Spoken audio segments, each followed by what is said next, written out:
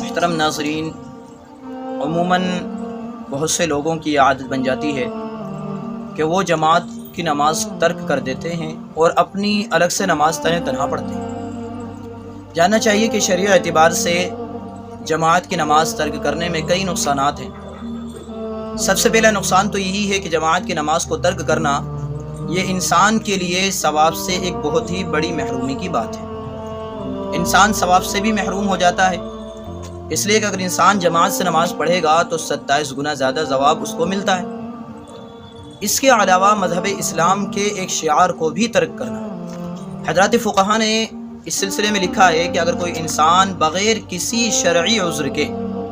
جان بوجھ کر جماعت کی نماز کو ترک کر دیتا ہے تو ایسے انسان کے لیے ایک نقصان یہ ہے کہ اس انسان کی شہادت یعنی گواہی قبول نہیں کی جائے۔ اس کے علاوہ بھی اللہ کے نبی علیہ السلام نے احادیث کے اندر مختلف طریقے پر مختلف وعیدیں بیان کی ہیں، لہذا ایسا انسان جو بغیر کسی شرعی عذر کے جماعت کی نماز کو جان بوجھ کر چھوڑ دیتا ہے اور تنہا اپنی نماز پڑھتا ہے تو وہ انسان شریعت کی نگاہ میں سخت گناہگار ہوتا ہے۔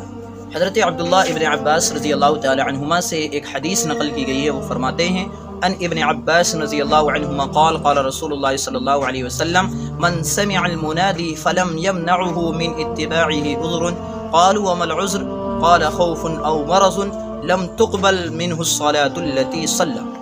کہ اگر کوئی انسان اذان کی آواز کو سنتا ہے اور اس کو کوئی ایسا عذر نہیں ہے کہ جس کی وجہ سے وہ جماعت کی نماز کو ترک کرے۔ حضرات صحابہ نے عرض کیا کہ